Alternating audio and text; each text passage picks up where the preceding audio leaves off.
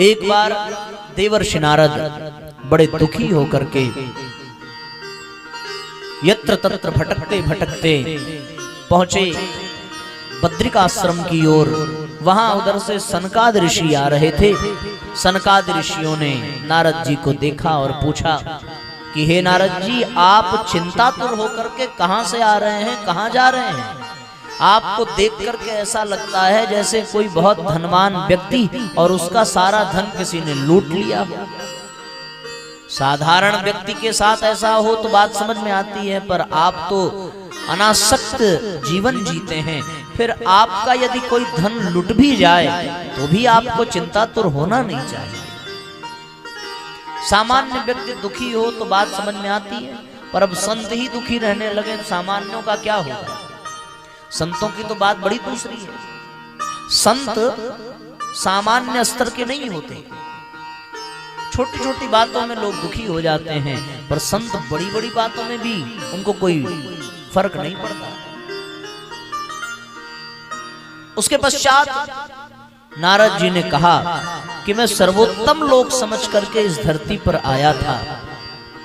यहां हमने हरिद्वार, कुरुक्षेत्र, नासिक, सब जगह सब तीर्थों में जा जा करके भ्रमण किया, पर सब जगह जाने पर मुझे एक बात का अनुभव हुआ कि अब इस धरती पर सत्य, तप, शौच, दया, दान कुछ भी शेष नहीं रह गया। बेचारे जीव केवल अपना पेट पालने में लगे हुए हैं। सब असत्यभाषी, आलसी, मंदबुद्धि, भाग्यहीन हो चुके हैं। सब जगह पाखंड है, सब जगह आसक्ति है। सब लोग स्त्री और धन में ही निरत हो रहे हैं। चारों ओर कलयुग का ही प्रभाव बढ़ रहा है। कलिकाल में सब जीव मारे जा रहे हैं। ब्राह्मणों ने अपना धर्म भुला दिया। सब स्त्रियां वेश्यावृत्ति की ओर बढ़ती जा रही हैं। अब मन से, भावना से कोई भी इस धरती पर शुद्ध नहीं रह गया। मैं बड़ा चिंतित होकर के कलयुग के दोष को देखता रहा। चारों ओर भटकते भटकते मेरे मन में आया कि मैं उस स्थान की ओर चलूं जहां नंद नंदन ने नंगे पांव लीलाएं की हैं। संभवतः वहां अभी सात्विकता कुछ शेष बची रहे। जैसे ही यमुना के तट पर मैं गया और वहां से गुजरने लगा, मुझे एक स्त्री की आवाज सुनाई दी, भो भो साधु, हे साधु रुको, कुछ पल के लिए रुको, रुक करके मेरी शंका का समाधान करो। आपके दर्शन मात्र से लोगों के पाप मिट जाते हैं, हमारे भी पाप को मिटाओ। पूछा नारद जी ने, कौन है भाई? बोले मेरा नाम भक्ति है।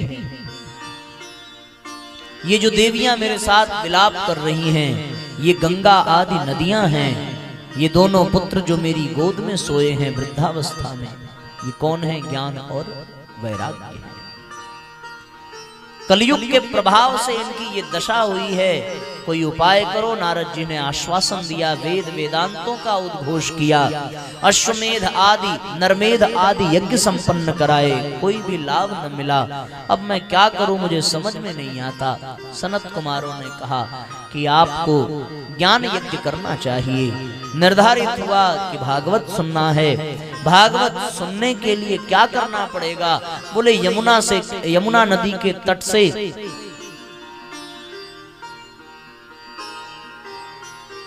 भक्ति महारानी को थोड़ा ऊपर आने के लिए कहिए। बद्रिकाश्रम से चलकर हम थोड़ा नीचे आएंगे। मध्य भाग हरिद्वार क्षेत्र का है। गंगा के किनारे आनंद नाम का तट है। वटवृक्ष है, उसी के नीचे व्यास गादी बने और वहीं भागवत का पाठ प्रारंभ हो। तो साथियों, उसके पश्चात देवर्षि नारद ने व्यवस्था बनाई, यहाँ भागवत का क्रम प्रारंभ हुआ और श्रीमद् भागवत के कथा का गान जब सनत कुमारों ने किया तो भक्ति महारानी चैतन्य हो गई, ज्ञान वैराग्य जागृत हो गए और वो सब उस कथा में पधारे। बड़े बड़े तीर्थ पुरुषों का रूप धर करके, बड़ी बड़ी नदियां स्त्रियों का रूप धर करके कथा में उनका सबका आगमन हुआ। सबने आकर के कथा सुनी। जब भक्ति महारानी का उसमें समागमन हुआ तो उसके पश्चात उन्होंने पूछा कि कोई स्थान शेष नहीं रह गया, हम कहाँ बैठे?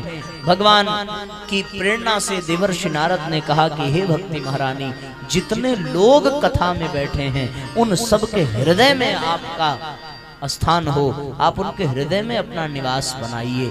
जैसे ही हृदय में भक्ति महारानी ने सबके प्रवेश किया, वैसे ही चतुर्भुज रूप में साक्षात भगवान श्री हरि का प्राकट्य हुआ। बोलिए भक्तवत्सल भगवान की जय। भगवान के आते ही सब भगवान के नाम का संकीर्तन करने लगे। भगवान श्री गणेश जी मृदंग बजाने लगे, प्रहलाद और उद्धव आदि पार्षद भगवान के करताल बजाने लगे, सब भगवान के गुणों का गान करने लगे। भगवान प्रसन्न मुद्रा में सबको दर्शन दे रहे। श्री कृष्ण गोविंद हरे मुरारी, हे नाथ नारायण वासुदेव। श्री कृष्ण गोविंद हरे मुरारी, हे नाथ नारायण वासुदेव। हे नाथ नारायण वासुदेव, हे नाथ नारायण वासुदेव, हे नाथ नारायण वासुदेव, हे नाथ नारायण वासुदेव। श्री कृष्ण गोविंद हरे मुरारे, हे नाथ नारायण वासुदेव। श्री कृष्ण गोविंद हरे मुरारे, हे नाथ नारायण वासुदेव।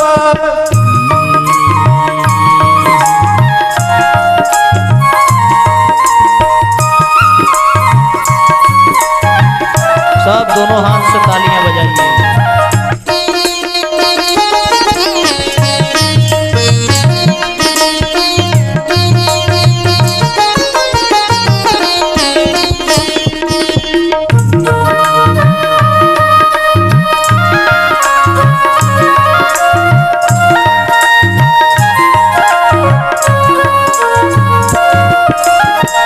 श्री कृष्ण गोविंद हरे मुरारी, श्री कृष्ण गोविंद हरे मुरारी, हे नाथ नारायण वासुदेव, हे नाथ नारायण वासुदेव।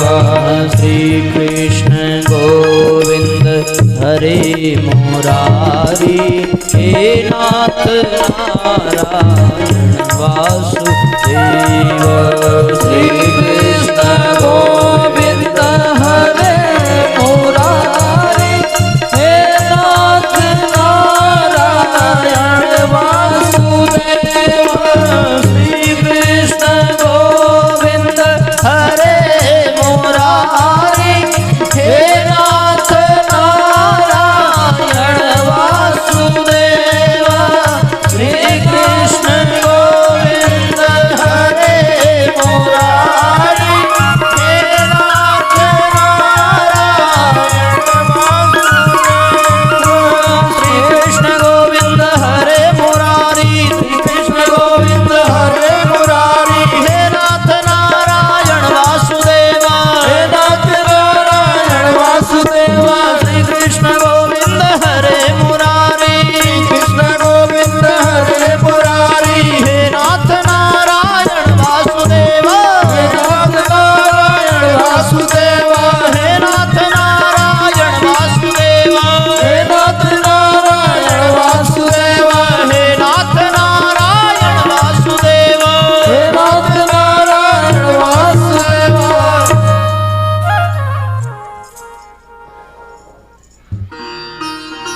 बोलिए श्रीमद्भागवत भगवान की जय। भक्ति महारानी का कष्ट दूर हुआ। भगवान सामने खड़े सबने भगवान से प्रार्थना की प्रभु ने कहा कहो क्या वरदान चाहते हैं। सबने भगवान से कहा कि प्रभु हम जहां जहां आपकी महिमा का बखान करें, आपके गुणों का गान करें, आपके नाम का संकीर्तन करें, आपसे प्रार्थना है कि आप वहां अवश्य पधारें। किसी भी रूप में, किसी भी स्थिति में आप पधार कर वहां उपस्थित समस्त श्रोताओं को आनंद प्रदान करें, भक्ति प्रदान करें, ज्ञान प्रदान करें, वैराग्य प्रदान करें। तब जाकर के भगवान ने आश्वासन दिया, जहां जहां मेरे भक्त मेरे गुणों का गान करेंगे, मम भक्ता यत्र गायत्री तत्र तिष्ठामि नारद, मैं वहां पर अवश्य विराजमान हो जाऊं। भागवत महात्म्य में एक और भी कथा आती है, आप सबको पता है। कौन सी कथा? आत्मदेव नाम के ब्राह्मण की, कि उसकी पत्नी धुंधली जो बुद्धि का प्रतीक है, आत्मदेव आत्मा का प्रतीक है, और उसका जो पुत्र धुंधकारी है वो मन का प्रतीक है। इसलिए भैया बुद्धि रूपी धुंधली जब आत्मा के अनुशासन का पालन नहीं करती तो निस्संदेह जो मन है वो कुमार्ग पर ही जाता है। कथा आपको सब पता है, सार कह दूं कि इसलिए अपने मन को, अपनी बुद्धि को अपने आत्मा के अनुशासन में रखना चाहिए। वो ब्राह्मण दुखी है कि मेरे कोई पुत्र नहीं है, संत की कृपा से पुत्र हुआ पर वो भी कुमार्गगामी हुआ। अंततो गत्वा उस पुत्र के नाते आत्मा को, आत्मदेव को बहुत कष्ट उठाना पड़ा और धुंधली ने भी आत्महत्या कर ली। ये क्यों हुआ? मन जब स्वतंत्र हो जाए, और स्वतंत्र से ज्यादा अच्छा ये शब्द कहा जाए कि मन जब मनमाना हो जाए और वो कुमार्ग पर बढ़ जाए और को प्रवृत्तियों में फंस जाए, तो वो अपने बुद्धि की भी दुर्दशा करता है, वो अपनी आत्मा को भी पतन की ओर ढकेल देता है। पतित आत्मा अन्यान्य योनियों में भटकते भटकते दम तोड़ देती है। इसलिए भैया जीवन में हमें सदैव अपने आत्मा के अनुशासन में रहना चाहिए। आत्मा का अनुशासन ही अध्यात्म है। अधि आत्मनः इति अध्यात्म, जो आत्मा के अधीन रहता है उसको अध्यात्म कहते हैं। आगे चलकर के शौनकादि ऋषियों को सूत जी ने बताया कि ये भागवत पुराण तिलक है। वैष्णव यद वैष्णवा नाम धनम, ये भागवत वैष्णवों का धन है। और एक और बात कि भगवान श्री कृष्ण के स्वधाम गमन के पश्चात कलयुग के 30 वर्ष से कुछ अधिक बीत जाने पर भाद्रपद मास की शुक्ल नवमी को सुखदेव जी ने महाराज परीक्षित को कथा सुनाई थी।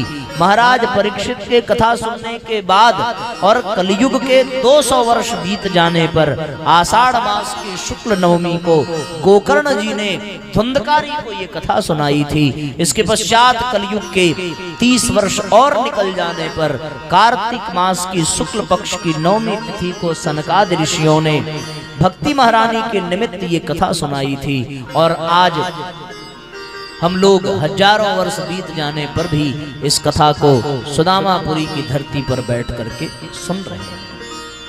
दिने दिने नवम नवम, हर दिन कितने भी बार सुना जाए ये नई ही लगती है। भगवान की कथा ऐसी ही है। वक्ता अलग अलग हो सकता है, श्रोता अलग अलग हो सकते हैं, लेकिन भैया भगवान की कथा वही है, सार वही है, सूत्र वही है, उद्देश्य वही है। भागवत महात्म्य की कथा संपन्न करने के पश्चात मंगलाचरण किया है भगवान वेदव्यास जी ने और प्रथम स्कंद की कथा लिखी है। आइए मंगलाचरण के उद्देश्य श्लोक को हम सभी उसके अर्थ को, उसके भाव को समझें। एक बहुत सुंदर भाव प्रकट किया, जन्माद्यस्य यतोन्वयादितरतम, जो जन्म देने वाला है, जो चलाने वाला है, जो मृत्यु प्रदान करने वाला है, वो परमात्मा जो पल भर में अपनी कृपा मात्र से समस्त माया के आवरणों को हटा देता है। जो संकल्प मात्र से इस सृष्टि की रचना करने वाले आदि कवि ब्रह्मा जी को भी ब्रह्म ज्ञान प्रदान करने वाला है, उस परमात्मा को हम अपने भीतर धारण करें। सत्यम परम धीमहि, सत्य के रूप में धारण करने को कहा। परमात्मा को नमस्कार करें ऐसी बात नहीं, प्रणाम करें ऐसी बात नहीं। एक बात कही कि वो सत्ता, वो ईश्वर, उसको हम धारण करें। धारण करने का तात्पर्य, वर्ण करने का तात्पर्य, धारण धीमहि शब्द गायत्री मंत्र में भी आता है। परमात्मा को वहां परमात्मा को सद्बुद्धि के रूप में, तेजस्विता के रूप में, ओजस्विता के रूप में, शक्ति के रूप में, सविता के रूप में धारण करने के लिए कहा गया। यहाँ उसी सत्ता को सत्य के रूप में धारण करने के लिए कहा जा रहा है। मंत्रराज गायत्री में ये वर्णन आता है कि गायत्री भाष्य रूपौसौ वेदार्थ परिबृहन्हितः। भागवत में गायत्री के भाष्य रूप में वेदों के तत्व का ही वर्णन किया गया है। गरुड़ पुराण में वर्णन है कि अर्थोयम ब्रह्म सूत्राणाम भारतार्थ विनिर्णयः गायत्री भाष्य रूपौसौ वेदार्थ परिबृहन्नणम्। कि ब्रह्म सूत्रों के अर्थ महाभारत के निर्णय और वेदों के उपबृहण में गायत्री मंत्र के भाष्य स्वरूप ही ये पुराण विनिर्मित हुए। भागवत उस पुराण का नाम है जिसमें गायत्री मंत्र के आधार पर धर्म की विस्तृत विवेचना की गई है। भगवान को सत्य के रूप में, समर्थवान सत्ता के रूप में अपने जीवन में हम सबको धारण करना चाहिए। हम ये निर्णय करें कि हमारे जीवन में परमात्मा का स्थान है या हमारे जीवन में संसार का स्थान है। जब जीवन में परमात्मा का स्थान आ जाता है तो जीवन धन्य बन जाता है। और जब हम परमात्मा के बजाय जब इस संसार को अपने जीवन में धारण कर लेते हैं तो बात बिगड़ जाती है। भगवान आएंगे कैसे? जीवन में भगवान का आना, बड़ा प्यारा गीत आप लोगों ने सुना होगा। हमने आंगन नहीं बुहारा, कैसे आएंगे भगवान, कैसे आएंगे भगवान। हमने आंगन नहीं बुहारा, कैसे आएंगे भगवान, कैसे आएंगे भगवान। मन का मैल नहीं धोया तो, मन का मैल नहीं धोया तो, कैसे आएंगे भगवान, कैसे आएंगे भगवान।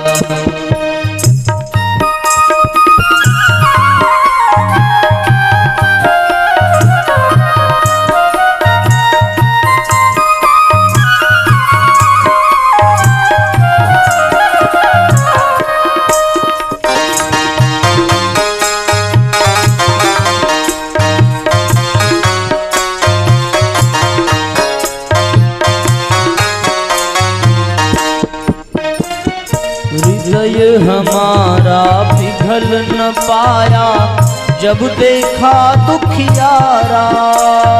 हृदय हमारा पिघल न पाया जब देखा दुखियारा। ओ किसी संत किसी पंथ भूले ने हमसे पाया नहीं सहारा।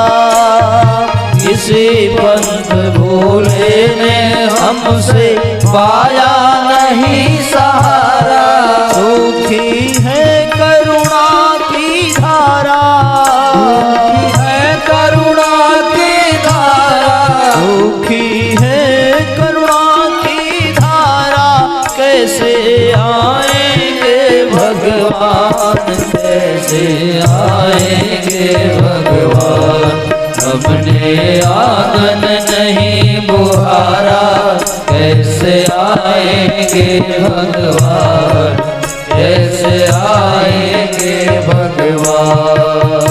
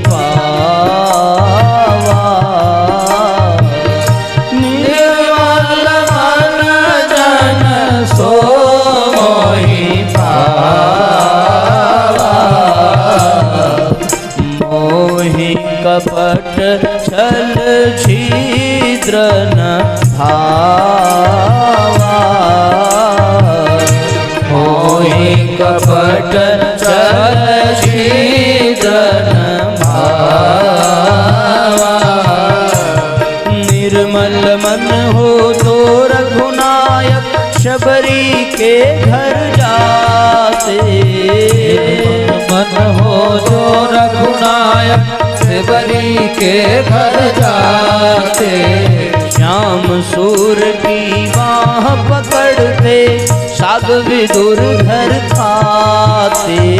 श्याम सूर के बाह पकड़ते साग विदुर घर खाते। इस पर हमने नहीं विचारा, इस पर हमने नहीं विचारा, इस पर सबने नहीं विचारा, इस पर सबने नहीं विचारा, इस पर सबने नहीं विचारा। कैसे आएंगे भगवान, कैसे आएंगे भगवान, हमने आंगन नहीं बुहारा।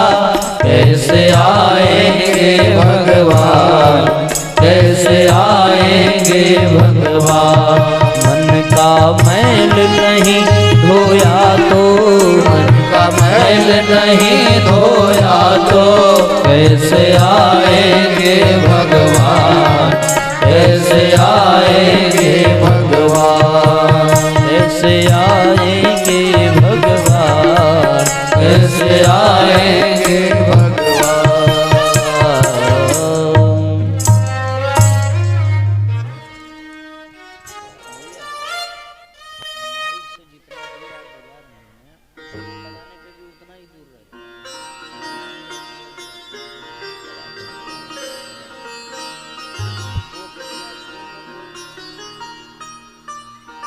तो साथियों, भगवान को हम धारण इसलिए नहीं कर पाते कि हमारा जो मन है वो निर्मल नहीं है। निर्मल मन जन सो मोहि पावा, मोहि कपट छल छिद्र न भावा।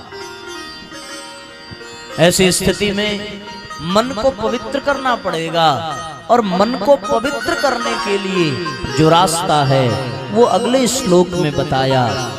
धर्म प्रोज्झित, यानी धर्म को धारण करने से, धर्म के पथ पर चलने से ही मन को एक दिशा मिलेगी, मन को सुपंथ मिलेगा। धर्म क्या है? धर्म का मार्ग क्या है? अगले श्लोक में लिखा है उन्होंने। और भागवत परम धर्म का निरूपण करती है। इस परम धर्म का निरूपण करने वाली भागवत के माध्यम से जब हम धर्म के सूत्र को अपने जीवन में धारण करेंगे तो हमारा मन निर्मल बनेगा, और फिर निर्मल मन में हम अपने परमात्मा को धारण कर पाएंगे। आपको पता है, दूसरों के सुख में सुखी होना ये धर्म है। अना उल्टा हो गया कि दूसरों के दुख में दुखी होना ये धर्म है ना। कोई दुखी है, आप उसके दुख को बटाइए, ये धर्म है। पर परम धर्म क्या है? परम धर्म दूसरों के दुख में दुखी होना नहीं, परम धर्म दूसरों के सुख से सुखी होना है। हमारे समाज की स्थिति क्या, दुख से दुखी तो हो जाएगा, अथवा तो दुखी होने का नाटक भी कर लेगा, लेकिन सुख से सुखी नहीं हो पाता। अगर कोई उसे सुखी मिल जाए तो उसका दुख और बढ़ जाता है। परम धर्म क्या है कि वो दूसरों के सुख से सुखी हो जाए, दूसरों के हित से उसको अपना हित लगने लगे। यदि वो किसी को बढ़ते हुए देखे, अरे भैया थोड़ा कम बातचीत करो, अभी छोड़ देंगे 6 बजे बतियाना, रात भर दिन भर क्या करना, सारी जिम्मेदारी आप ही लोग लेके बैठे हैं। भागवत का कुछ सिद्धांत है। यहाँ सिद्धांत ये है कि जो श्रोता कथा सुनने के लिए बैठा हो वो श्रोता ही बनकर के बैठा रहे। हम लोग इसी में सब कुछ बनने लगते हैं। अब कोई रिश्तेदार आ जाए, अरे अरे आइए आइए आपका स्वागत है, तो अब उस स्वागत करने में फिर उसके बाद भगवान कथा गई भाड़ में, अब रिश्तेदारी ये निभाएंगे। अब उनको ये लगेगा अगर नहीं पूछते तो बुरा मान जाते, तो मान जाए। शादी में थोड़ी आए हैं, कथा में ना आए हैं। कथा में स्वागत नहीं होता, कथा में केवल 2 का ही स्वागत है, एक भगवान का और दूसरा व्यासपीठ का, बस। इसके बाद किसी को प्रणाम भी नहीं करना। ये भी जो अपराध है ना, नामापराध है, वैष्णवापराध है, इन अपराधों में कथा में किसी को, किसी अन्य को प्रणाम करना भी अपराध है। इसका तात्पर्य क्या है? इसका तात्पर्य ये कि कथा से बढ़ करके अब आपके लिए वो हो गया है जिसको आप प्रणाम कर रहे हैं। कथा कथा है, घर में कोई आए वहां मर्यादा दूसरी है, और जो देर से आवे उसके लिए भी अनुशासन है कि जब वो आवे तो जितना पीछे हो सके उतना पीछे बैठे, क्योंकि जब आए, देखो कथा में सही बात में हंसना भी नहीं चाहिए भाई। हम किसी, क्षमा करिएगा, हम किसी व्यक्ति विशेष को नहीं कह रहे हैं, आप सब अपने हैं, थोड़ा नियम बताना आवश्यक है। कहने का तात्पर्य यह है कि ऐसा इसलिए किया जाता है कि किसी को व्यवधान ना हो। जैसे मान लीजिए कोई आ गया, अब वो आया तो अब मजबूरी में तो भाई अब संस्कार है, प्रणाम करना है, पर अब उस एक के चक्कर में 8-10 नाचने लगते हैं, कौन आ गया भाई, कौन आ गया, उसमें क्या थोड़ा व्यवधान होता है। हम तो आप लोगों को देख के कह रहे हैं, आप कहीं और देख रहे हैं तो हम भी उधर देखने लग रहे हैं, भाई कहाँ देख रहे हैं ये लोग, देख रहे हैं, अच्छा यही देख रहे हैं, अच्छा तो बस अब भगवान कथा छोड़ के हम उन्हीं कथा कहना शुरू करें। तो इसलिए कथाओं में अक्सर लोग सोचते हैं कि हम सबसे आगे रहेंगे तो हमें ज्यादा पुण्य मिलेगा, पर आपको पता है आंख के सबसे नजदीक जो किताब रहती है वो दिखाई नहीं पड़ती है। अभी जैसे बाबूजी थोड़ा और सरक करके आगे आ जाएं तो हम ही को नहीं दिखेंगे, और ये एकदम पीछे कुर्सी बैठे तो सबसे पहले यही दिखेंगे। दुर्योधन भगवान के सिर के पास एकदम सबसे नजदीक बैठा था, पर दिखा कौन? अर्जुन दिखे जो सबसे दूर पैर के पास बैठे थे।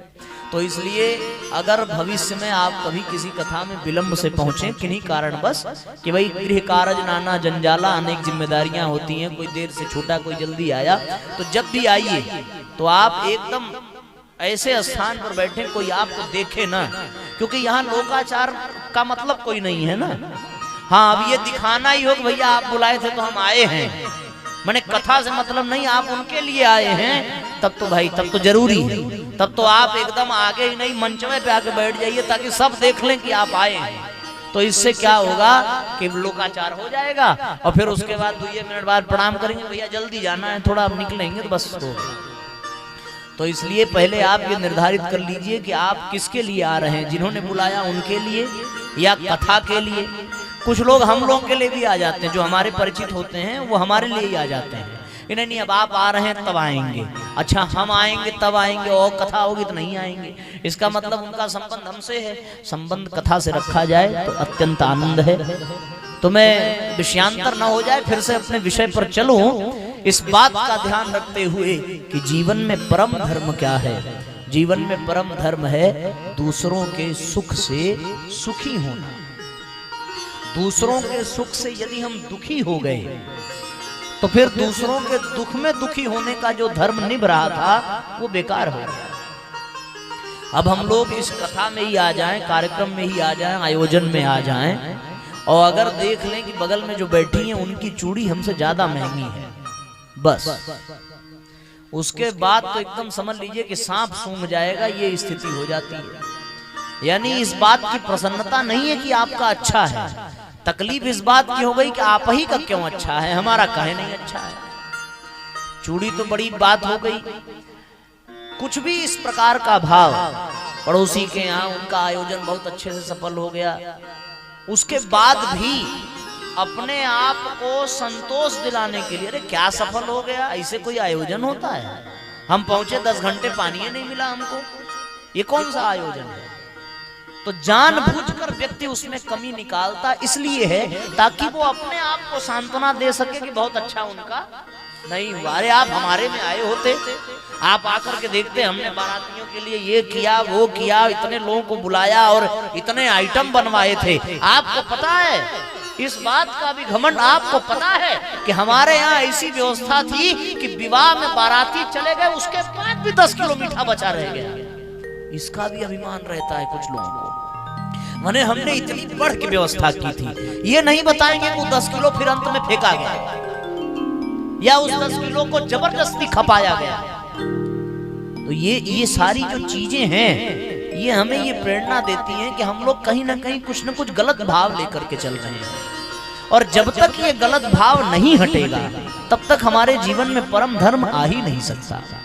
हमारा परम धर्म क्या है? दूसरों की कमियों को छुपा देना, ये परम धर्म है। और दूसरों की श्रेष्ठता को और प्रचारित प्रसारित करना, ये परम धर्म है। इसको परम धर्म कहेंगे। देखो धर्म क्या कहता है? धर्म तो ये कह रहा है कि कोई गलत कर रहा हो तो उसको गलती की सजा दी जाए, ये धर्म है। लेकिन परम धर्म क्या है कि उसको पता न चले, उसकी कमियों को धीरे से छुपा दिया जाए, बाद में उससे निवेदन कर लिया जाए। पर हम लोग क्या करते हैं भैया, हम तो सच बोलते हैं, सही बता रहे हैं, एकदम मुंह पे कहते हैं, खर्री खर्रा कहते हैं, एकदम बुरा लगे लोग सच बोलने को धर्म समझ लेते हैं। पर परम धर्म क्या है? सत्यम ब्रूयात प्रियम ब्रूयात, कि सत्य बोलो लेकिन अप्रिय नहीं, प्रिय सत्य बोलो। सत्य बोलना अच्छी बात है, ये ठीक है कि धर्म न दूसर सत्य समाना, आगम निगम पुराण बखाना। लेकिन धर्म नहीं, भागवत केवल धर्म का निरूपण नहीं करती बल्कि परम धर्म का निरूपण करती है। और धर्म ये भले कहे कि हमें सत्य बोलना चाहिए, पर परम धर्म कह रहा है कि हमें प्रिय बोलना चाहिए। धर्म ये भले कहे कि हमें दूसरों की कमियों को दूर करना चाहिए, पर परम धर्म ये कह रहा है कि थोड़ी देर उस कमी को छुपा देना चाहिए, बाद में संजोग बने। एक बात मैं आपसे कह देता हूं, ये धर्म कहता है ना, जिस दिन घर में घरवाली भोजन खूब बढ़िया बना दे तो उस दिन प्रशंसा कोई नहीं करता, या करेगा भी तो बस एक आध बार, अरे आज तो बड़ा बढ़िया मजा आ गया खा के। लेकिन जिस दिन नमक ज्यादा हो गया उस दिन पड़ोसियों तक तो ये बात पता चल जाती, भैया आज उनके यहाँ दाल में नमक ज्यादा हो गया। अब कैसे पता चलती है आप सब अच्छे से जानते होंगे। तो धर्म क्या है? धर्म तो है कि भाई पड़ोसियों को पता चल जाए नमक ज्यादा हो गया ताकि वो ना आवे खाने। लेकिन परम धर्म क्या है कि अगर नमक ज्यादा हो गया तो 2 बूंद पानी मिला लीजिए, हो गया हिसाब बराबर। खूब जता दीजिए कि एकदम आज गड़बड़ा बना है, तो बनाने वाली भी बेचारी सोचेगी कि तरीके एक दिन गड़बड़ा गया तो बवाले कर देते हैं। तो परम धर्म से हम लोगों को आज जुड़ने की आवश्यकता है, इसको परम धर्म कहते हैं। कभी हम जब ये विषय हमारे सामने आए तो हम खुद ही सोच में पड़ गए कि धर्म और परम धर्म में क्या अंतर है। धर्म और परम धर्म में बहुत अंतर है, और अब धीरे धीरे कुछ कुछ समझ में आ रही है बात कि परम धर्म किसको कहते हैं और धर्म किसको कहते हैं। बात समझ में आ रही है ना। जैसे धर्म क्या है? धर्म ये है मातृदेवो भव पितृदेवो भव। और परम धर्म क्या है? पिता तजो प्रहलाद विभीषण बंधु भरत महतारी। वहां परम धर्म क्या था? पिता को देवता नहीं मानो, वहां परम धर्म था कि हिरण्यकश्यप जैसे पिता का त्याग कर दो। माता तो प्रथम गुरु है, माता देवी है, लेकिन भरत के सामने परम धर्म क्या था कि माता का त्याग कर दो, ये परम धर्म है। विभीषण ने भाई का त्याग कर दिया, ये परम धर्म है। इसलिए भैया धर्म और परम धर्म को हमें समझना चाहिए। अब धर्म से बात नहीं बनेगी क्योंकि दुनिया में सब धार्मिका टहल रहे हैं, ठीक है ना। और एक बात और आपसे कह दें, 2 बार नहीं 10 बार नहीं, देखो हम बुरा मत मानना, अब तो बात आ गई है, तुम कह रहे हैं वैसे आप लोग तो हम कल बताए थे आप बहुत अच्छे हैं, है ना। बुरी बात का बुरा मान जाना ये धर्म है, लेकिन बुरी बात सुनकर के क्षमा कर देना ये परम धर्म है। आप थोड़ा परम धर्म का ये करिएगा। हाँ, तो मैं बतिया कही दूं ताकि अगर बुरा लगना भी हो तो आपको पता चल जाए कि 2 बार नहीं 10 बार नहीं 100 बार राधे राधे लिख लीजिए, लेकिन तब भी परम धर्म जीवन में आने वाला नहीं है। परम धर्म जीवन में कब आएगा? परम धर्म जीवन में तब आएगा जब हमारा चिंतन चरित्र व्यवहार बदलेगा, हमारा गुण कर्म स्वभाव बदलेगा, तब जीवन में परम धर्म आएगा। बुरा तो नहीं लगा हो, तब आप सब लोग परम धार्मिक हो, एकदम अच्छी बात। परम धर्म इसी को कहते हैं। परहित सरिस धर्म नहीं भाई, परहित सरिस धर्म नहीं भाई, पर पीड़ा सम नहीं अधमाई, पर पीड़ा सम नहीं अधमाए। अष्टादश पुराणेषु व्यासस्य वचनं द्वयं परोपकाराय पुण्याय पापाय परपीडनम्। धर्म है कि दूसरों को पीड़ा, परहित धर्म सरिस नहीं भाई। दूसरों का हित करना ये धर्म है, लेकिन दूसरों का अहित होने से बचा लेना ये परम धर्म। भागवत इसी परम धर्म को सिखाती है, इसलिए भागवत को सुनना चाहिए, बारंबार सुनना चाहिए। तो साथियों, परम धर्म का निरूपण किया, उसके पश्चात ये बताया कि भागवत जो है निगम कल्प तरोर गलितम फलम, पका हुआ फल के समान है, इसमें कुछ भी त्याज्य नहीं है। केला आप खाएंगे छिलका फेंकेंगे ही कि उसको भी खा जाएंगे? खा जाएंगे। अच्छा, उसी प्रकार आम अगर खाएंगे तो गुठली फेंकेंगे ही, अंगूर खाएंगे तो उसकी डंठल फेंकेंगे ही। उसी प्रकार सब फलों में कुछ न कुछ त्याज्य होता है, पर भागवत ऐसा फल है कि इसमें कुछ भी फेंकने लायक नहीं है, सब कुछ पीने लायक है, पके हुए फल के समान है। इसलिए साथियों, हम सब लोगों को जीवन में श्रीमद् भागवत महापुराण को बारंबार सुनने की आवश्यकता है। कथा प्रारंभ होती है नैमिषारण्य क्षेत्र में ऋषियों के समागम में, जब बताई गई पूछे गए प्रश्न शौनकादि ऋषियों के द्वारा, तो सूत जी ने उनको भागवत की कथा सुनाई और बताया कि इसको लिखा किसने है। भगवान श्री वेदव्यास जी ने लिखा है। बद्रिकाश्रम में बेर के फल खा करके तप करने के कारण उनको बादरायण कहा गया। सरस्वती नदी के तट पर कृष्ण नामक द्वीप में निवास करने के कारण उनको कृष्ण द्वैपायन कहा गया और समस्त वेदों का विस्तार करने के कारण उनको व्यास कहा गया। ये व्यास कौन है? बोले भगवान ब्रह्म से ब्रह्मा हुए, ब्रह्मा के वशिष्ठ हुए, वशिष्ठ के शक्ति हुए, शक्ति के पराशर हुए और पराशर के पुत्र जो है वो भगवान वेदव्यास। बड़े चिंतित हैं, उन्होंने वेदों का इतना बड़ा भाष्य कर दिया, सब कुछ लिख डाला।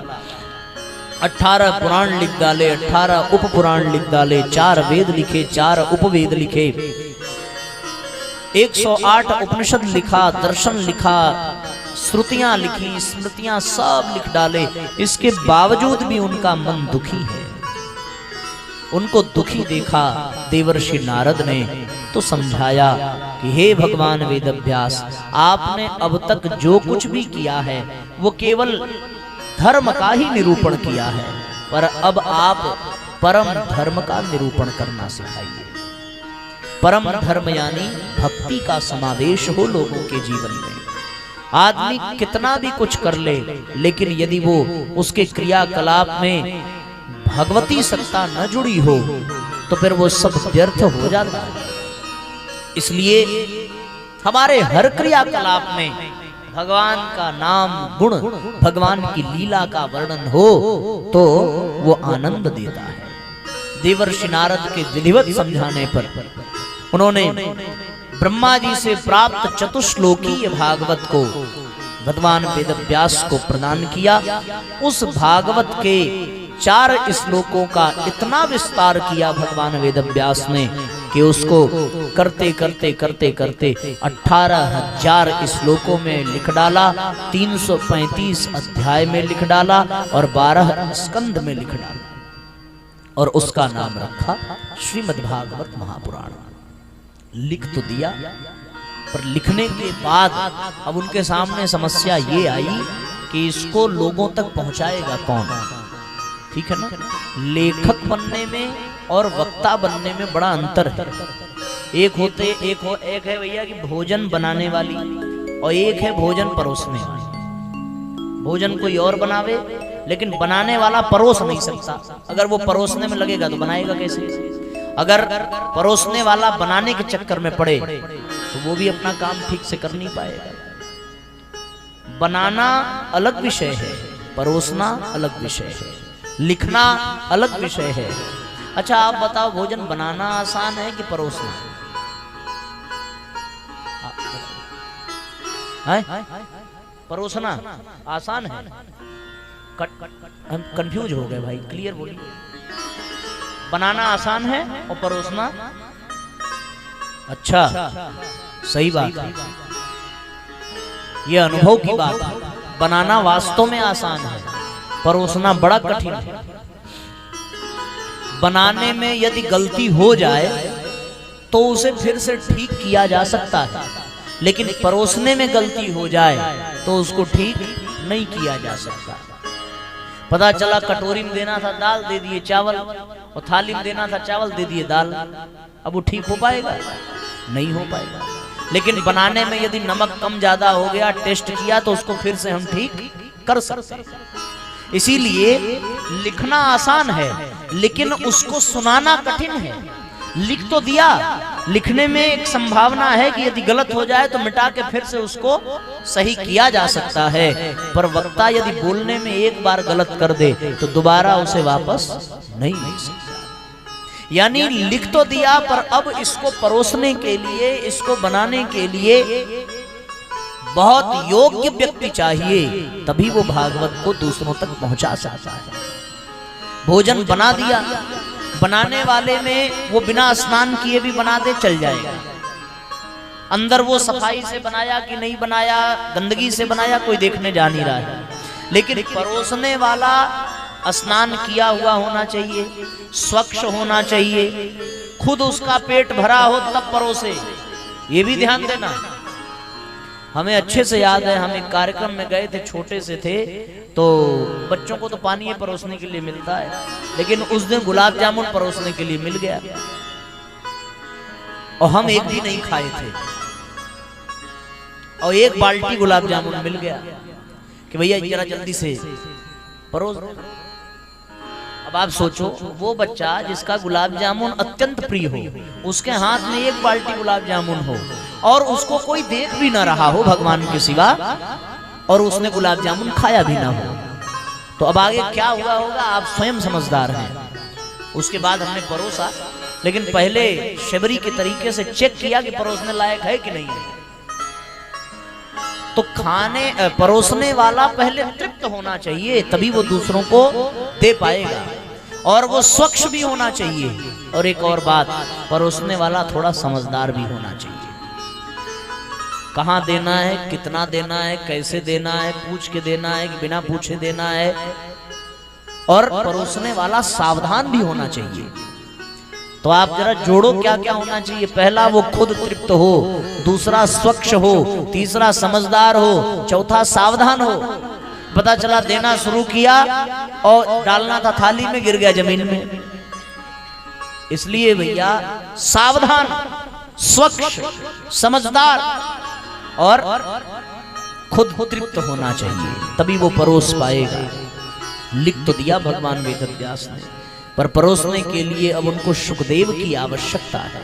सुखदेव जी वन में लेटे हुए हैं, क्योंकि नंग धड़ंग परमहंस की भांति जीवन व्यतीत करते हैं। कहीं भी उतनी ही देर रुकते हैं जितनी देर गाय को दूध दुहने में लगता है। वस्त्र को धारण नहीं करते, कोई विकार मन में है नहीं। वृक्ष के नीचे रेत में लेटे हैं। कभी बच्चे उनको देख करके चिढ़ाते, कभी उनको पागल समझते, पर वो हमेशा समाधि और ब्रह्म के आनंद में ही रहते। भगवान वेदव्यास ने योजना बनाई कि इनको प्रभावित करने के लिए कुछ उपाय करना पड़ेगा, क्योंकि जब ये जन्म लिए तब हमारे पास नहीं रुके, तो अब तो और भी हमारे पास इनका आगमन हो नहीं पाएगा। इसलिए उन्होंने अपने बच्चों को बुलाया और बच्चों को बुला करके कहा कि तुम 2-4 श्लोक याद करो और ये श्लोक ले जा करके सुखदेव के सामने सुनाना। अगर उसे अच्छा लगेगा तो वो खुद अपने आप चला आएगा। अब भगवान का गुणगान, भगवान एक तरीके से भगवान वेदव्यास ने अपने द्वारा लिखे गए भागवत का परीक्षण भी किया है कि यदि इसमें ताकत होगी तो ये सुखदेव जैसे परमहंस को भी आसक्त कर लेगा, फिर सामान्य व्यक्ति को आसक्त करना कठिन ही कहाँ है। तो सुखदेव लेटे हैं, उनके शिष्य गौ चरा रहे हैं, और वहां पहुंच करके उन शिष्यों ने 21वें 10वें स्कंद के 21वें अध्याय का श्लोक सुनाया। जिसमें भगवान के स्वरूप का वर्णन है। बर्हा पीडम नटवर वपुः कर्णयोः कर्णिकारम् बिभ्रद्वासः कनककपिशं वैजयन्तीं च मालाम् रन्ध्रान् वेणरधर सुधया पूरय गोपवृन्दैर् वृन्दारण्यं स्वपदरमणं पाविशदगीतकीर्तिः।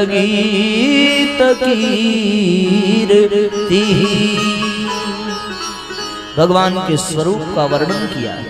कनक कपिशम वैजयंतीम च मालाम, वैजयंती की माला धारण की है। ओठों पर अधरों पर बांसुरी है, कनेल का फूल है, गले में वैजयंती की माला टेढ़ी टांग करके भगवान, बहुत सुंदर वर्णन है भगवान के स्वरूप का। आप लोगों ने वो गीत सुना है ना जिसमें भगवान की सुंदरता का बखान है। राग आसावरी में ओ सांवली सूरत पे मोहन दिल दीवाना हो गया, दिल दीवाना हो गया, दिल दीवाना हो गया। सांवली सूरत पे मोहन दिल दीवाना हो गया, सांवली सूरत पे मोहन दिल दीवाना हो गया। सभी वेदव्यास जी के शिष्यों ने मानो यही गीत गुनगुना करके श्लोक के माध्यम से सुना दिया। सुखदेव जी ने ध्यान से सुना है। आप सब भी भावपूर्वक भगवान के स्वरूप का ध्यान करते हुए एक साथ तालियां बजाते हुए गुनगुनाइए। जिन जिन अंगों का वर्णन किया जाए उन सब का स्मरण करिए।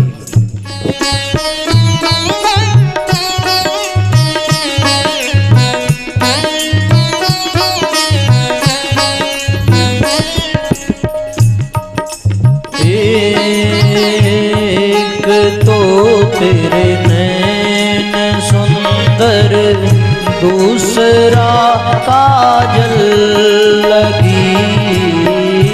एक तो तेरे नैन सुंदर, दूसरा काजल लगी। तीसरा नजरें मिलाना दिल दीवाना हो गया। तीसरा गाइए, सब गाइए और एक साथ तालियां बजाइए। दिल दीवाना हो गया। सांवली सूरत पे मोहन दिल दीवाना हो गया। सांवली सूरत पे मोहन दिल दीवाना हो गया। जय हो।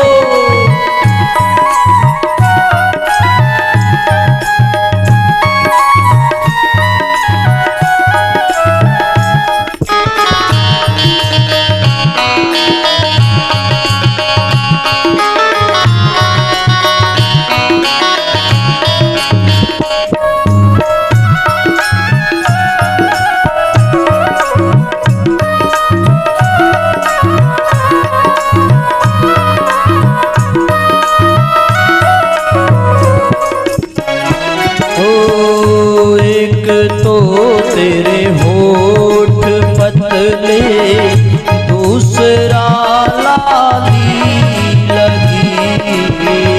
एक तो तेरे होठ पतले, दूसरा लाली लगी। तीसरा तेरा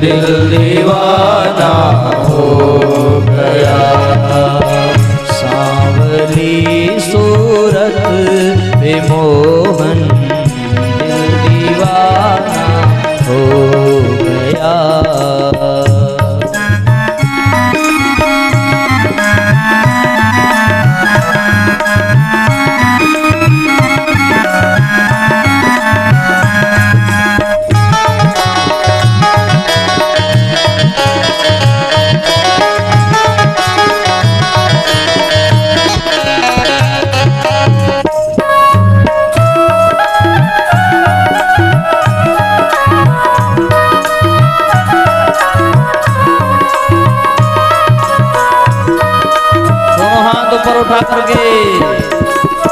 ओ एक तो तेरे साथ राधा, दूसरा रुक्मणी खड़ी।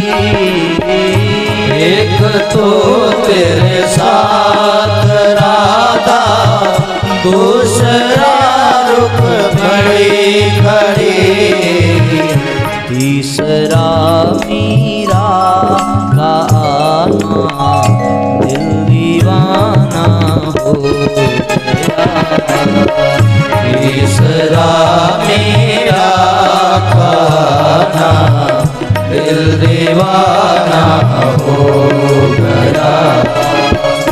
सांवली सूरत पे मोहन, दिल दीवाना हो गया।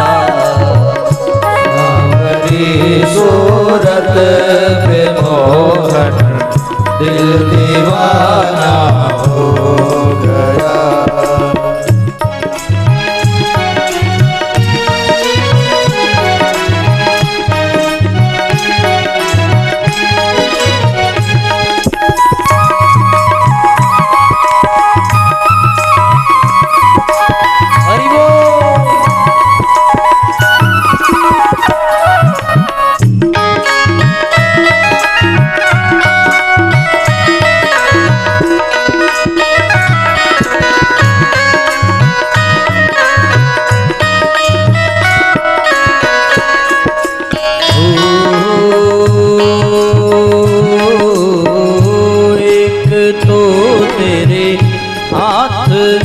कोमल दूसरा मेहंदी लगी।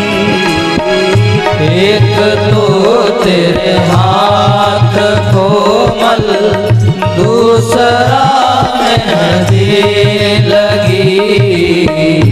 तीसरा मुरली बजाना, दिल दीवाना हो गया। तीसरा मुरली बजाना, दिल दीवाना हो गया। सांवली सूरत पे मोहन, दिल दीवाना हो गया। एक तो मेरा गीत गाना, दूसरा तेरा गुनगुनाना। गुनगुनाओ भाई, आपके लिए गा रहे हैं। तेरा गीत गाना, दूसरा तेरा गुनगुनाना।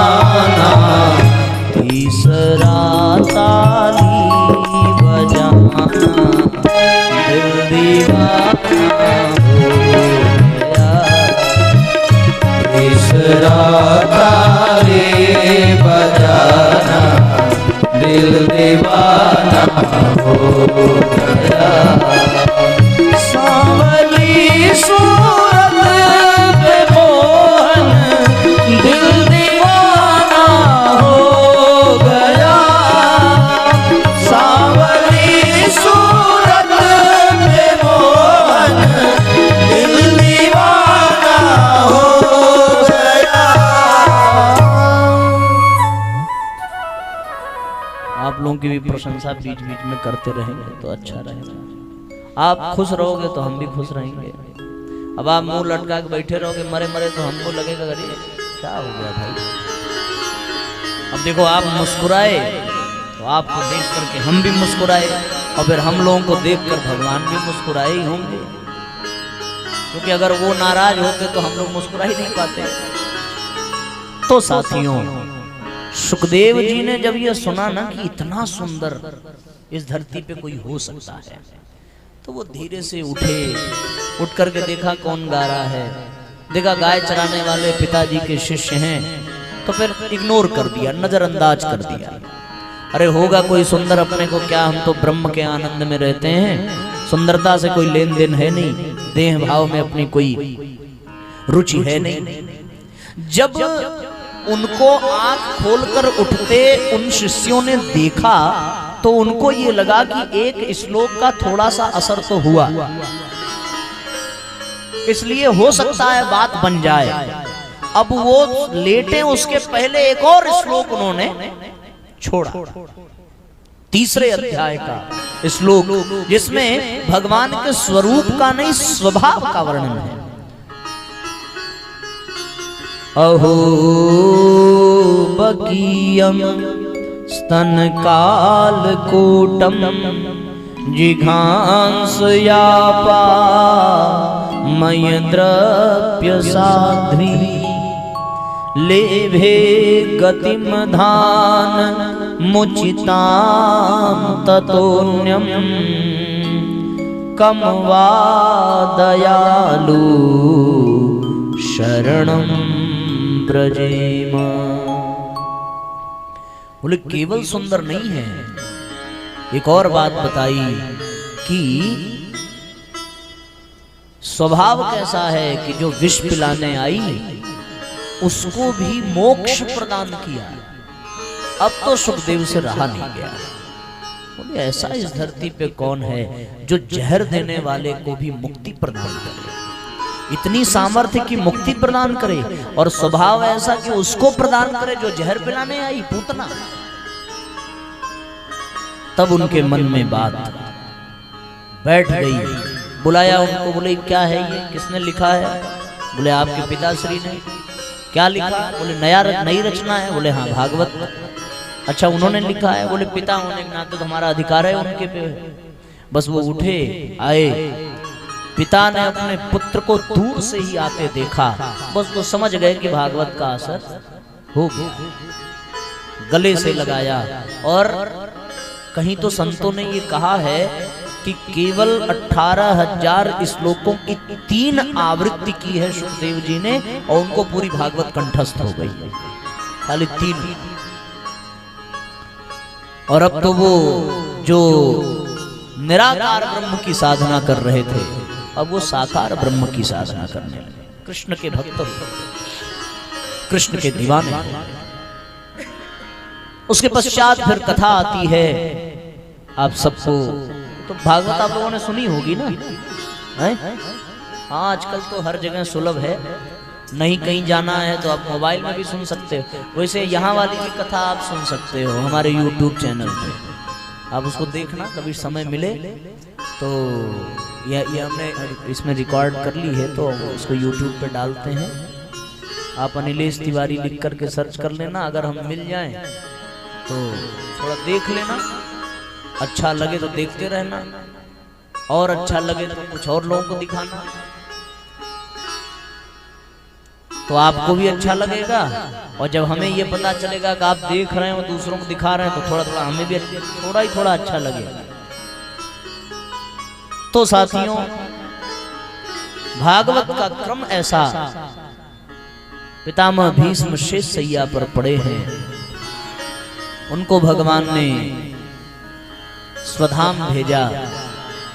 उसके बाद महाभारत के युद्ध के बाद केवल 3 बचे, कृपाचार्य, कृतवर्मा और अश्वत्थामा। अश्वत्थामा ने दुर्योधन को प्रसन्न करने के लिए, दुर्योधन की जंघा टूट गई है, अचेत है, उसकी खुशी के लिए उसने सोचा 5 पांडवों को मार डालूं। भगवान की लीला, पांडव की जगह पांडव के 5 बच्चे लेटे थे उनको मार डाला। घोर अपराध किया है। पांडव बड़े क्रोधित हुए, पीछा किया अश्वत्थामा का, पकड़ लिया, बोले मृत्यु दंड देना चाहिए। द्रौपदी ने निवेदन किया, रुक जाइए, ये ठीक है कि मेरे पुत्रों को इसने मार डाला है, पर अभी इसकी माता जीवित है, यदि इसे मार डाला तो जो कष्ट मुझे हो रहा है वो इसकी मां को भी होगा। दूसरा, ये तुम्हारे गुरु का पुत्र है, तीसरा ब्राह्मण है, इसलिए मारना उचित नहीं है, इसे क्षमा कर देना चाहिए। उस दिन भगवान प्रसन्न होकर कहने लगे कि मुझे आज गर्व है कि तुम मेरी बहन हो, क्योंकि जो पुत्र के हत्यारों को भी क्षमा करने की शक्ति रखती हो, यानी कि अपार कष्ट रहा होगा, अत्यंत क्रोधित रही होगी, पर उसमें भी क्षमा का भाव यदि आ गया तो इसका मतलब उस क्रोध में, उस कष्ट में भी उसका विवेक मरा नहीं था। द्रौपदी वो जो कष्ट में भी, क्रोध में भी, आदमी क्रोध में उसका विवेक काम नहीं करता, वो बड़े विचित्र कार्य कर जाता है। क्रोधित व्यक्ति को बुद्धि बिल्कुल नहीं होती, वो अपना भी नुकसान करता है, दूसरों का भी नुकसान करता है। इसी प्रकार जो अत्यंत दुखी हो उसके लिए भी विपरीत काले मर्यादा नास्ति, उसके लिए भी कोई मर्यादा नहीं होती। लेकिन द्रौपदी पुत्रों की हत्या से क्रोधित और दुखित और पीड़ित है, इसके बावजूद भी उसमें क्षमा का गुण विद्यमान है। भगवान कहते हैं इसीलिए तुझे मैं अपनी बहन कहता हूं। युधिष्ठिर ने सोचा कि हम द्रौपदी भाग्यशाली है कि इसे पांच विशेष गुणों वाले पति प्राप्त हुए, पर आज ये अनुभव हो रहा है कि वास्तव में हम सब भाग्यशाली हैं जो द्रौपदी का साथ मिल रहा है, सहयोग मिल रहा है। ऐसी विवेकवान द्रौपदी, भगवान ने कहा कि बीच का रास्ता निकालना पड़ेगा। गलत किया है, अपराध किया है, बिना दंड दिए छोड़ दिया तो अपराध बढ़ेंगे, और दंड दिया तो धर्म संकट में आएगा। भगवान ने अर्जुन से इशारा किया है। जो भगवान के अपने होते हैं, भगवान उनको केवल इशारा ही करते हैं। अब तो अर्जुन और समझदार हो गया था गीता का ज्ञान पा करके। अगर अब भी समझाना पड़ता तो गीता का ज्ञान व्यर्थ हो जाता। तो भगवान ने केवल संकेत किया, इशारा किया। आप जान लो, जो बहुत खास लोग होते हैं ना, बहुत सारी बात इशारों में ही कर लेते हैं। बीच में कोई कितना भी समझदार बैठा वो बेवकूफ ही रहता है। पति पत्नी आपस में हो, वो क्या बात कर ले जाएंगे कहा नहीं जा सकता। लेकिन कुछ लोग, एक बात याद आ रही है, एक जो है पति पत्नी थे परिवार में, और पता चला कोई मेहमान आने वाला है। दोनों टेंशन में आ गए। पत्नी ने कहा खिलाओ बाहर से लाके, हमारे बस का नहीं। तो पति ने सोचा अरे तुम चिंता मत करो, हम लोग मैनेज कर लेंगे मिल करके। और जैसे मेहमान गेट पे आया वैसे पत्नी जोर जोर से चिल्लाने लगी, आज के बाद तुम्हारे लिए एक रोटी नहीं बनाऊंगी। अब वो भी चिल्ला रहा, हाँ मत बनाओ, मैं बिना खाए रह लूंगा। और सामने बाहर कौन सुन रहा है? मेहमान। और मेहमान सोच रहा जब इन्हीं को नसीब नहीं हो रहा है तो हमें कहां से मिलेगा। वो बेचारा चला गया। और जब वो चला गया मेहमान, तो पति आया पत्नी के पास, बोले तुम सच में क्यों रोने लगी? तो पत्नी ने कहा अरे हम नाटक कर रहे थे, हम झूठ मूठ में रो रहे थे, पर आप इतना तेज क्यों चिल्लाने लगे? बोले हम भी झूठ में ही चिल्ला रहे थे। तब तक मेहमान आके कह रहा है कि हम भी झूठ में ही गए थे। तो कुछ समझदार ऐसे भी होते हैं जो खास नहीं हो तो भी इशारा समझ लेते हैं और बोलने लगे चलो अब बनाओ, अब नहीं बनाए तो पीटेंगे तुम लोग।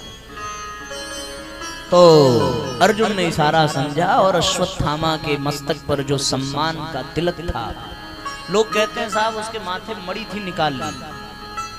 मणि का क्या? ब्राह्मणों की मणि जो है वो उसका आत्मबल है, उसका सम्मान है, उसकी प्रतिष्ठा है।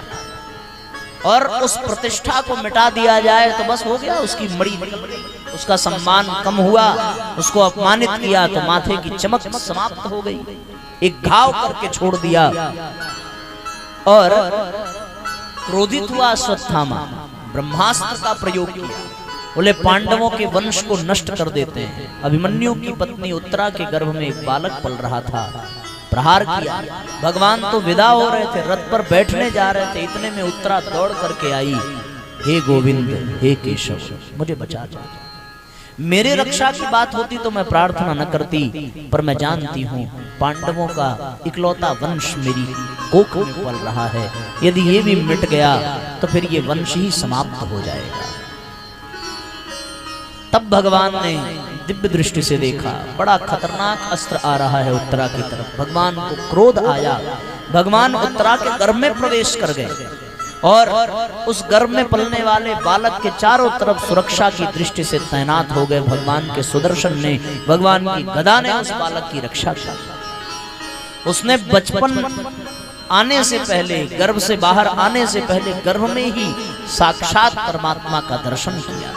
बड़ा भाग्यशाली बालक। जब पैदा हुआ तो चारों ओर परीक्षा भरी दृष्टि से देख रहा है। जो गर्भ में दिखे थे वो दिख ही नहीं रहे हैं। सबको परीक्षा की दृष्टि से देखे, इसलिए उसका नाम क्या रखा गया? परीक्षित रखा गया। बोलिए परीक्षित महाराज की जय। ब्राह्मणों ने भविष्यवाणी की, आपका बच्चा बड़ा सामर्थ्यवान है, भीम की तरीके से बलशाली होगा, युधिष्ठिर के तरीके से धर्मात्मा होगा, राम के तरीके से मर्यादाशील होगा, हरिश्चंद्र जैसा सत्यवादी होगा, शिव जैसा बलिदानी होगा, भगीरथ जैसा तपस्वी होगा। सारे गुण बता दिए और सब बताने के बाद अंत में एक शब्द कहता है मगर। और मगर कह करके वो ब्राह्मण चुप हो गए। परिवार वालों को टेंशन हो गया कि मगर के आगे कहिए महाराज, कहें सब तो अच्छा है मगर। आप लोग गए हो कभी किसी ज्योतिषी के पास? नहीं, जाने की जरूरत नहीं पड़ी होगी, लेकिन जो लोग गए होंगे वो जानते होंगे कि वो पहले सब एकदम बढ़िया बढ़िया बताएंगे और उसके बाद अंत में कहेंगे मगर। अब मगर के आगे वाला जो बोलेंगे ना वो बड़ा खतरनाक होता है। अब वो ऐसा होगा कि मतलब अब आप 2-4 अंगूठी बनवाई लोगे, 2-4 पूजा कराई लोगे, 7-8 यंत्र आपके घर में आ ही जाएगा और उनकी दुकान चलती नहीं। यही जो मगर है, इसी मगर का उपयोग किया है सब लोग। जब रिश्ता ही देखने जाते हैं तो उसमें भी मगर साथ साथ जाता है। लौट करके आएंगे, भैया लड़का देख लिया आपने? हाँ भैया लड़का तो अरे पूछिए मत, एकदम समझ लीजिए कि भगवान का अवतार है। मगर बस शादी कैंसिल, किसकी वजह से? मगर की वजह से। अब वो लड़की देखने गए, लड़की बहुत पढ़ी लिखी है, अरे आंखों में बड़ी चमक है और बहुत समझदार है, मगर बोलती बहुत है। कथा में आप जाओ, अब लोग पूछे भैया कैसे श्रोता आए थे, हम फोन पे पूछते हैं ना, कोई पूछे ना पूछे हमारी श्रीमती जरूर पूछती हैं कि लोग आए थे, सुने अच्छे से, समझ रहे थे। उनको हमसे ज्यादा आप ही लोगों की चिंता है, आप ही जान। तो हम भी उनसे कहते हैं हाँ सब बहुत अच्छे, बहुत बढ़िया, एकदम व्यवस्थित तरीके से बैठते हैं, मगर बीच बीच में थोड़ा बातचीत कर लेते हैं, थोड़ा उठ बैठ लेते हैं, बाकी सब ठीक है। तो ये जो मगर है ना, ये छोड़ता नहीं है किसी को। आपके भी जीवन में होगा मगर। अभी हम पूछें क्या हाल चाल है, भैया सब ठीक है, मगर ये जो बच्चे हमारे हैं सुनते नहीं है। मगर बड़ी विचित्र स्थिति है। तो यही मगर परीक्षित के जीवन में था कि सब तो ठीक है, लेकिन इसका अंत जो है ब्राह्मण के श्राप से होगा। पांडव चिंतित हो गए, पेट में था तब भी एक ब्राह्मण ने ब्रह्मास्त्र चलाया था, मरेगा तो भी ब्राह्मण को, बोले ब्राह्मण प्रिय है, ब्राह्मणों की सेवा करेगा, सब कैसे होगा? बोले टेंशन न लीजिए, भगवान का भक्त है, भगवान की कृपा इस पर रहेगी। जैसे गर्भ में भगवान ने बचाया, वैसे उस समय भी भगवान बचाएंगे। इस समय भगवान के कृष्णावतार ने बचाया है, उस समय भगवान का ग्रंथावतार भागवत बचाएगा। अब वो परीक्षित को श्राप मिला, कैसे मिला? आप सबको पता है कि ऋषि को अपमानित कर दिया, गले में उनके मरे हुए सर्प को डाला। उसके नाते श्रृंगी ऋषि ने श्राप दिया कि 7वें दिन तक्षक के काटने से मौत होगी। और ये किया क्यों? बोले कलयुग के प्रभाव से। कलयुग का प्रभाव ऐसा कि परीक्षित से अनजाने में एक त्रुटि हुई। जैसे ही पता चला कि अपराध हो गया है, घर बार पत्नी बच्चे सबका त्याग किया, जन्मेजय जो उनका पुत्र था उसका राज्याभिषेक किया और गंगा के तट पर आकर के उन्होंने भावपूर्वक इस चिंतन में बैठ गए कि बचे हुए जीवन को कैसे बिताना है। 7 दिन का जीवन शेष मिला है, 7 दिन हम लोगों को भी मिला है, आप सब जानते हैं। सोमवार से लेकर के रविवार तक 7 दिन होता है। परीक्षित भी इसी 7 दिन में गए थे, पितामह भीष्म भी इसी 7 दिन में गए थे, बड़े बड़े लोग इसी 7 दिन में चले गए, हमको आपको भी इसी 7 दिन में जाना है। परीक्षित के मन में एक ही जिज्ञासा थी कि अगर 7 ही दिन का जीवन है तो फिर बचे हुए जीवन को श्रेष्ठ कैसे बनाया जाए? जीवन को सार्थक, देखो परीक्षित का जीवन सफल तो हो गया था, वो राजा थे, पैसे रुपए की दिक्कत नहीं थी, परिवार था, बाल बच्चे थे, सफल है, ही इज सक्सेसफुल। लेकिन वो अब सफल तो हो गया पर सार्थक अभी जीवन नहीं हुआ। जीवन की सार्थकता किसमें है? बोले परमात्मा की प्राप्ति में। जीवन की सार्थकता है दैवी अनुग्रह, जीवन की सार्थकता है इसी में। तो अब ये जीवन सार्थक कैसे बने, इस उद्देश्य को लेकर के वो गंगा के तट पर बैठे। आपके भी जीवन में ये प्रश्न होना चाहिए कि हमारा भी जीवन सफल है? होगा ही आप सब लोगों का, अच्छे परिवार में आप होंगे, पैसे रुपए की कोई दिक्कत ना होगी, और बाल बच्चे भी सब कुशल हैं, संसार में समाज में मान प्रतिष्ठा भी है। लेकिन सार्थक तो कहा नहीं जा सकता। बोले सार्थक कब होगी? जब ये जीवन भगवान के काम आ जाए, जब ये जीवन भगवान को समर्पित हो जाए, जब इस जीवन में प्रभु प्राप्ति हो जाए। पूर्णता ही जीवन की सार्थकता है। इसलिए जीवन को सार्थक बनाना कैसे है, क्या करना पड़ेगा, इस उद्देश्य को लेकर के परीक्षित गंगा के तट पर है।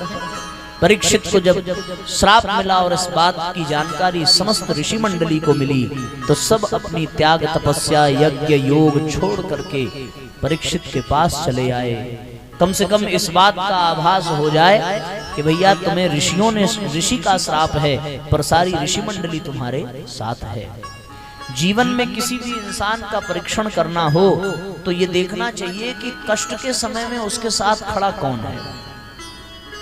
आपतकाल परिखियों चारी, धीरज धर्म मित्र अरुणारी। जो आपके सामने आपके दुख में आपके साथ खड़ा है वो आपके पूरे जीवन का दर्शन करा देगा। परीक्षित के साथ कौन खड़े हैं? बोले व्यास जी खड़े हैं, पराशर खड़े हैं, वशिष्ठ खड़े हैं, विश्वामित्र खड़े हैं, याज्ञवल्क्य खड़े हैं, भरद्वाज ऋषि खड़े हैं, कणाद ऋषि खड़े हैं, चरक ऋषि खड़े हैं। ये सब परीक्षित के पास खड़े हैं, परीक्षित के दुख में दुखी हैं। पर किसी को रास्ता सूझता नहीं कि जीवन 7 ही दिन में कैसे सार्थक बने। अब ये बने कैसे, इस बात का पता चले कैसे, कौन ये मार्गदर्शन करे। सबकी दृष्टि सोच ही रही है कि नारद जी के मन में भाव आया, कौन कर सकता है? बोले सुखदेव के सिवा कोई नहीं कर सकता। वो सुखदेव ऋषि को बुलावे, बुला करके परीक्षित के सामने प्रकट करें, इसकी योजना वो बनाते हैं। और अब नारद जी उनके पास चले गए। बात करते करते बहुत देर हो गई, रात्रि आ गई, रात्रि बीतने को है। सुखदेव जी को समाधि में है, कोई मतलब है नहीं, जैसे तैसे उनको लाना ही है। मना करके नारद जी ने उनको सहमत किया कि प्रभु परीक्षित का मार्गदर्शन आप ही कर सकते हैं। वो तैयार होकर के आवे और आकर के परीक्षित को मार्गदर्शन करें। इसमें थोड़ा वक्त लगेगा और इसके लिए आप सब लोगों को कल पुनः 2 बजे आना पड़ेगा। और आकर के सुखदेव जी परीक्षित को क्या बताते हैं जानने के लिए देखिए अगला एपिसोड। अरे चेहरे पे चमक आ गई महाराज, अब तो छूट जाएगा।